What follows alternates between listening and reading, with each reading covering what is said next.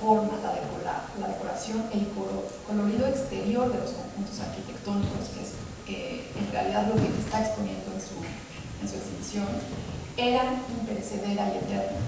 El resto del proyecto debía incorporar los nuevos avances en materia de construcción. Entonces ahí vemos cómo las técnicas de construcción las está pensando en las formas más modernas y avanzadas, y más bien el revestimiento es el que busca que sea inspirado en elementos prehispánicos, ¿no? En segundo lugar, era indispensable que los arquitectos conocieran los estilos arqueológicos, teórica y objetivamente. Esta era una de sus posturas más importantes, ¿no? No bastaba con aplicar decoraciones provenientes de vasijas o códices, ¿no?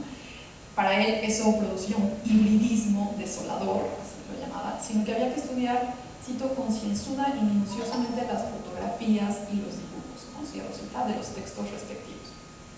Entonces, Gamio era un promotor entusiasta de incorporar el estilo maya y el teotihuacano en específico, ¿no? Los otros le parecían que el estilo azteca, por ejemplo, era demasiado agresivo para la época. Él sugería elegir mejor los estilos maya y teotihuacano, porque, cito, nos ofrecen elementos de forma y decoración en los que palpita suavemente un ritmo que los hombres de la actualidad pueden sentir. Además, para Gamio, las formas del tipo teotihuacano se distinguían por su belleza y serenidad. Este era el caso de las líneas rectas y los elementos geométricos, cuyos remates se suavizaban con líneas curvas. Del mismo modo, las representaciones humanas de los murales se presentaban estilizadas, y los motivos decorativos animales y vegetales resultaban más comprensibles para los espectadores al no caer, cito, en el extremado convencionalismo azteca. Bueno, finalmente para él el estilo maya era, digamos, una fuente interesante de inspiración estética, aunque aparentemente posterior a la arquitectura teotihuacana. Por eso él enfatizaba que era el estilo teotihuacano el idóneo en todos los sentidos. Veamos nuevamente como esta relación estratégica que va armando entre geografía, entre disciplinas, ¿no? Cómo acercarnos a ese conocimiento, y finalmente cómo se manifiesta, que es como en la parte artística, ¿no?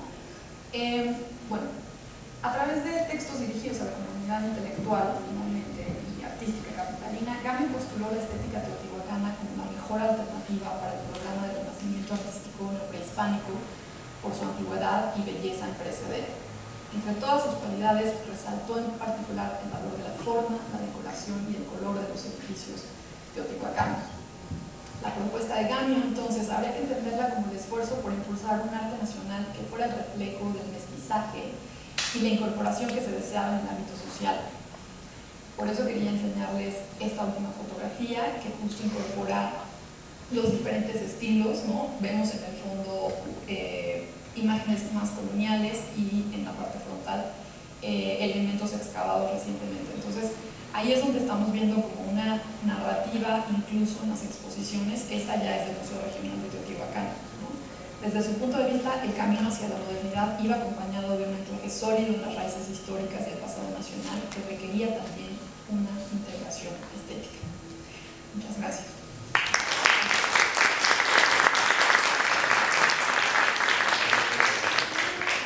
Muchas gracias a las y el cuarto ponente, y vamos, si nos da tiempo, de algunas preguntas, y quedamos que se quedaban, subían acá, sí, suban mejor para que, solo hay que jalar una silla. Y bueno, no sé si alguien tiene alguna pregunta. Si no, yo voy a empezar con alguna provocación.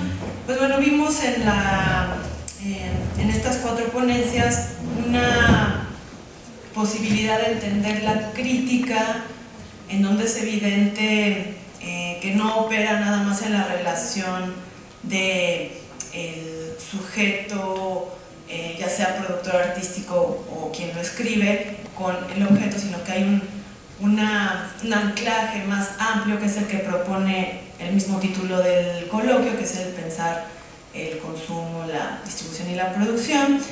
Y algo que quedó bastante claro en las cuatro presentaciones es la conciencia de quienes participan de esta escritura y en proyectos editoriales concretos, de la agencia que se busca a través de la crítica, y cómo la formación de públicos respecto a un nuevo desarrollo estético y por tanto una escritura que le acompañe. Entonces, por eso no era suficiente ya un tipo de crítica que se vinculara más a lo metafórico, a lo literario, sino algo más que fuera capaz de describir esa disputa estética pero también ideológica, y que además impulsara una suerte de distribución e impacto ya fuera en grupos políticos específicos o idealmente en la sociedad. Entonces, yo tendría primero una pregunta para Andrea, muy específica, respecto, que también anticipa un poco lo que va a venir en las siguientes 2 mesas, que es la relación entre esta escritura, no nada más con el dispositivo editorial, sino con el dispositivo expositivo, y cómo esta suerte de puesta en práctica de esos ideales. Y bueno, mi pregunta sería más sobre, al elegir, si hay también esta expectativa, o sea, al elegir Teotihuacán tiene que ver con cuestiones de estilo, ritmo, serenidad, ¿no? Ya todo esto que describiste, pero también al ser un estudio racial concreto, antropológico, respecto a estudio no nada más de la cultura, sino también de ciertas cuestiones biologizantes de esas poblaciones, si también había en esta expectativa de integración, el elegir Teotihuacán tenía que ver con la cuestión racial también, ya fuera por superioridad en términos de que él detectó en estas poblaciones vinculadas a la cultura, o sea, ahí también destacar eso.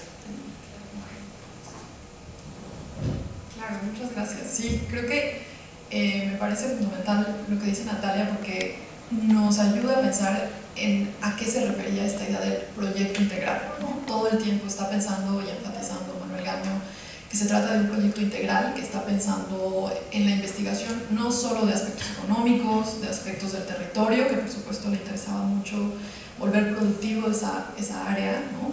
Reactivar industrias del periodo prehispánico, reactivarlas justamente en este sentido de continuidad, pero también entender cómo hay una idea de la raza del altiplano, de alguna manera, de la cultura racial del altiplano, que le parece que es la ideal para sentar las bases del origen, ¿no? De la nación. Estamos pensando, es un periodo de la antropología y de la arqueología que están pensando continuamente en cómo identificar las raíces o los orígenes raciales del hombre americano por un lado, pero también en este caso de la nación. Entonces, por eso hay tanto énfasis en la racialidad, ¿no? En la fortaleza biotípica, ¿no? En la eugenesia, por supuesto, y Manuel Gaño participa en los congresos de eugenesia de ese periodo, es un activo participante de cómo mejorar la raza, digamos, de manera cultural, cómo integrarla, cómo fortalecer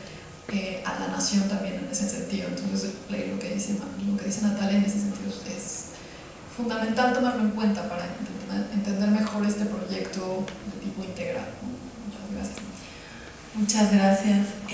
Y pues tal vez para Furella, si alguien no tiene una pregunta más, bueno, estoy atenta a quien levante la mano, pero en este puente que hay entre pedagogía y primitivismo que marcaron ambos, como ampliar un poco más esta apuesta de las escuelas de pintura al aire libre también como un proyecto de integración desde la niñez al programa modernizador, ortopédico totalmente. Como que me llamó la atención que en una de las ponencias se destaca la niñez como el punto central, y que tenías el argumento de, bueno, pero es que si crecen ya no como esa apuesta por esa estética ya se queda cancelada en cierto aspecto, pero lo que marca un poco ya como destacar eso, al paso de las escuelas de pintura al aire libre a los talleres de talla directa, es pues justo el otro puente que marcaba Andrea también sobre lo popular, ¿no? Porque no es, o sea, estos niños no nada más son niños, sino son indígenas, son campesinos, están en zonas semiurbanas, entonces sería un poco pensar es cómo de los 20 a los 30 ese paso y también como que la apuesta crítica desde los artistas fue pasarlo al término de lo popular un poco, ¿no? Que ahí es donde podía recibir todavía esta expectativa de otra estética, una posibilidad revolucionaria, también ya vinculada como a la propuesta peruana, por ejemplo. Sería un poco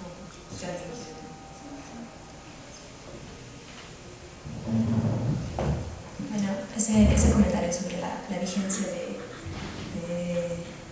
estos artistas en el escenario mexicano lo comentaba Fernando Ibarra. Los 30-30istas, algo muy curioso de todo lo que viene detrás de las críticas y las propuestas de los 30-30istas es que también había una defensa muy práctica de sus propios lugares de trabajo.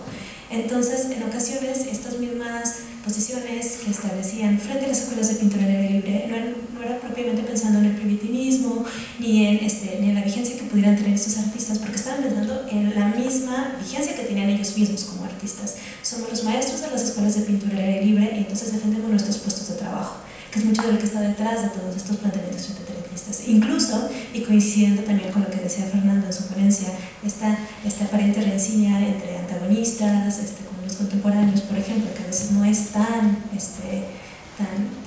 clara y tan definitiva entre los artistas, también tiene que ver con esto, ¿no? Con los puestos de trabajo. Entonces sí, va a tender mucho, o en los 30, quizá cuando ya decaen las escuelas de pintura al aire libre y todas estas posiciones críticas, va a tender hacia la crítica de lo popular, pero por otro lado también hacia otro tipo de perspectivas que están más relacionadas con el movimiento obrero, mucho de ello con el movimiento obrero, y en todo caso sí, estos sujetos como sujetos revolucionarios, en un sentido que ya no tienen que ver únicamente con exploraciones del nacionalismo y la mexicanidad, sino de las funciones sociales que tienen para una revolución que hace pensar de una manera diferente, ¿no? A partir del cardenismo, en un sentido más operativo, social. Gracias. Este asunto también de las escuelas de pintura al aire libre, yo lo veo a veces hasta como una cuestión más bien paliativa, una manera de legitimar el hecho de tener espacios y recursos. Digo, hay un lugar hermoso que es el claustro del convento de la Merced, que pues un día llegó alguien y dijo, aquí voy a hacer mi escuela, y entonces de tener recursos, ¿no? Y es lo que vemos constantemente aquí en México. Se adopta una bandera política, esa bandera política forma parte de la agenda cultural, y como forma parte de la agenda cultural hay que ofrecerle recursos.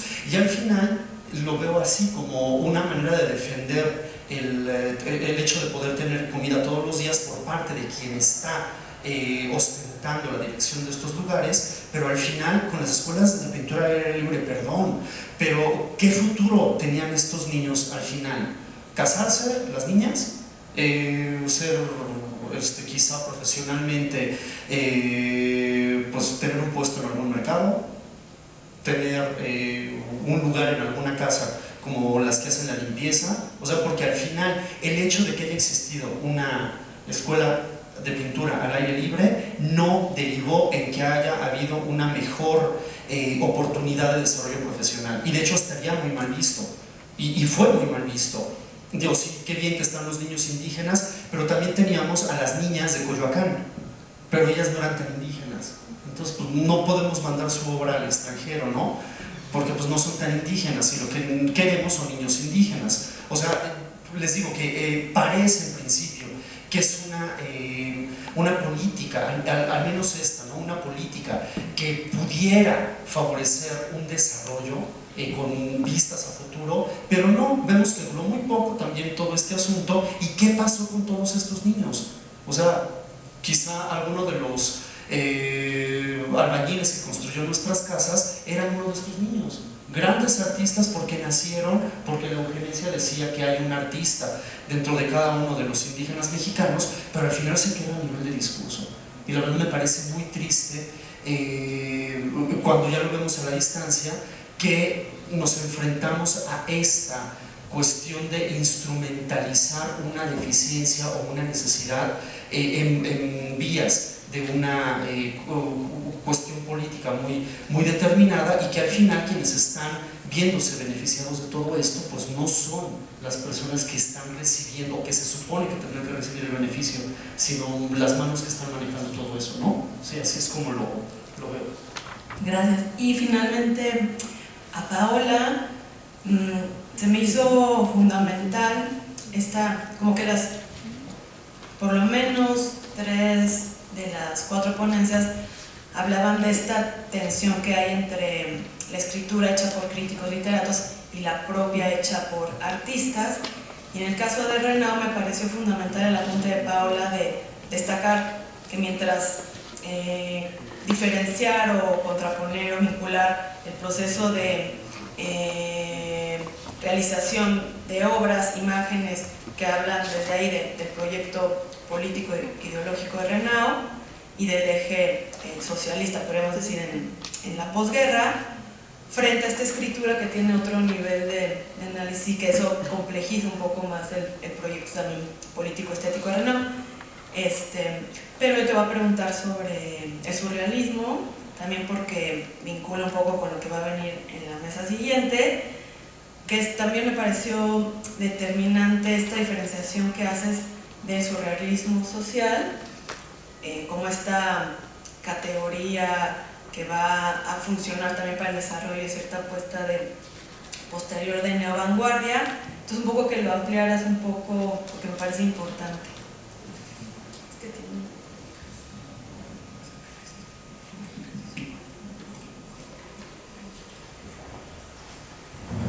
Pues sí, es una categoría que utilizaron los exiliados españoles justo como parte de la publicación de revistas en tiempos de guerra. Fue uno de los géneros, ¿no?, que adoptaron un surrealismo, podríamos denominarlo medio tremendista, ¿no? Donde no sé si sublimaban el momento tan violento que vivieron en la guerra, y un poco lo que sucede con los exiliados en un primer momento, no sé si se entendió muy bien en la ponencia, en un primer momento venían con ese impulso, ¿no? O sea, por ejemplo, una revista como Romance, si la hojeamos y leemos los primeros números, vamos a ver que publican muchos de estos dibujos de guerra que traen ese impulso y esa idea también, pues, de que piensan que pueden ganar la guerra en algún momento, ¿no?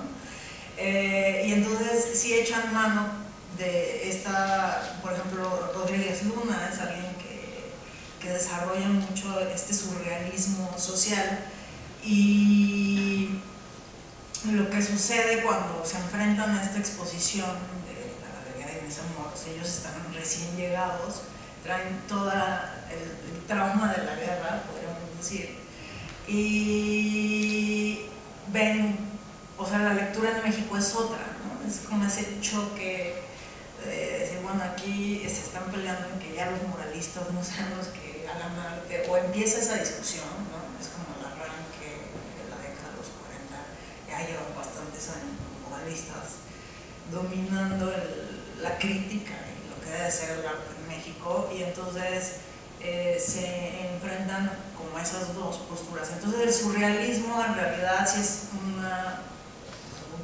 como lo dije, una gramática que les sirvió, les funcionó muy bien para la guerra, pero después, pues poco a poco también como que cada quien fue evolucionando por la influencia que tuvieron en México, como distintos, donde se tuvieron que ir desarrollando poco a poco con la llegada. O sea, lo interesante de la crítica del exilio español en el contexto, por ejemplo, en el contexto que nos dibujó Fernando, que nos dibujó Surella o Andrea, es que siempre provocó pues choques, ¿no? O sea, muchos, lo que exigía Siqueiros todo el tiempo desde los 40 es que se adhirieran al muralismo, ¿no? Esa fue su exigencia constante, periodicazos y periodicazos pero ¿por qué llegaron estos robots? Y a pesar de que son robots, no se unen con nosotros, ¿no? Y criticó que siempre voltearon a qué estaba pasando con el franquismo y nunca se ocuparon. Eso fue en un primer momento, ¿no? Y después el apoyo, por ejemplo, como Margarita Melker, ¿no? Que es una de las críticas también muy conocidas que apoyaron a Tamayo y a toda esta otro grupo de artistas, pues también, ¿no? Hasta le causó la expulsión del partido, ¿no? Por tener ideas a la apertura y no tan ideologizadas, que realmente sí hubo un grupo de críticos del exilio que por consecuencia lógica llegaron a ser crítica ideologizada, ¿no? Perfecto, muchas gracias. Pues con esta reflexión terminamos con esta primera mesa de la mañana y nos preparamos para la siguiente presentación, que estará ya dedicada a la década de los 70s y 80 en México. Y pues muchas gracias a los ponentes.